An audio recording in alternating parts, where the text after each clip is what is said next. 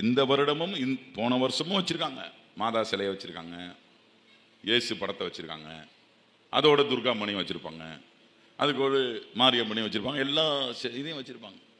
ஆனா இந்த வருடம் அன்னை தெரேசா படத்தையும் இயேசு கிறிஸ்துவுடைய சிலையையும் மாதா படத்தையும் எடுத்தே ஆகணும் சொல்லி அங்க இருக்கக்கூடிய விஹெச்பி விஸ்வ ஹிந்து பரிஷத் என்கின்ற ஒரு அமைப்பு அந்த பந்தலை உடைத்து பிறகு அந்த போட்டா எந்த போட்டா போட்டுங்கன்னா கிருஷ்ணர் படத்தை போய் வச்சிருக்கு.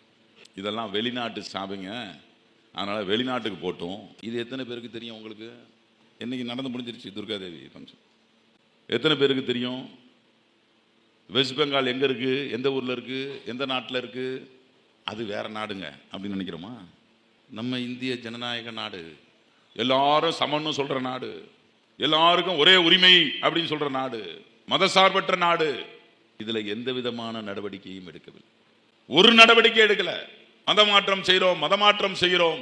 அங்க இருக்கக்கூடிய அகில இந்திய கிறிஸ்தவ சிறுபான்மை முன்னணியினுடைய பொதுச் செயலாளர் பிரவீன் கச்சாப் பேசுறாரு, மதமாற்றம் எங்களுக்கெல்லாம் மலைவாழ் மக்களுங்க, இங்க இருக்க மிஷினரிமார்கள்லாம் வந்து எங்களை மதமாற்றம் செய்கிறோம் மதமாற்றம் செய்கிறோம்னு சொல்றாங்க. அவங்க மதமாற்றம்லாம் செய்யலைங்க, உண்மை அது அல்ல. இங்க நடக்கிறது என்னன்னா, ஏழை எளிய பழங்குடி மக்கள், பிற்படுத்தப்பட்ட மக்கள், ஒடுக்கப்பட்ட மக்கள் கல்வி பொருளாதாரம் மேம்படைய கூடாது என்கின்ற ஒற்றை நோக்கத்தோடு இவர்களை எல்லாம் இந்த வேலை பண்ணிட்டு இருக்காங்கன்னு சொல்லி ஜார்க்கண்டை சார்ந்த அந்த தலைவர் பேசுறார். எப்படிப்பட்ட ஒரு சூழ்நிலை தெரியுமா உங்களுக்கு?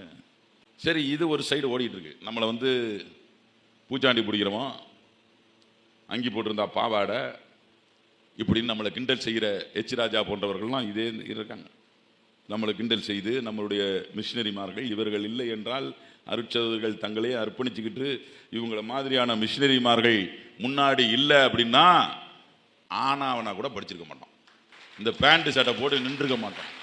எந்த கிராமத்தில் போய் பாரு, 8ஆம் கிளாஸ் வரைக்கும் மிடில் ஸ்கூல் வச்சிருக்கு, யார் கிராமத்தில் போய் பணியாற்றுவா?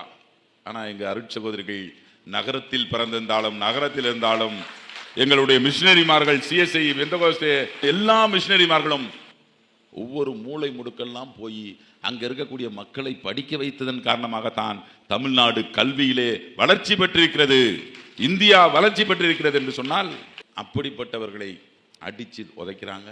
கிறிஸ்தவ மிஷினரிமார்களை தாக்குகிறார்கள், கிறிஸ்தவர்களை தாக்குகிறார்கள். நாம் பிரார்த்தனை செய்யக்கூடாது என்று சொல்லுகிறார்கள். நமக்கு முன்னாடி பேசிய பல போதவர்கள் சொல்றாங்க, இப்பெல்லாம் பெர்மிஷன் வாங்குங்காட்டி படாத பாடு பட வேண்டியதாக இருக்குன்னு.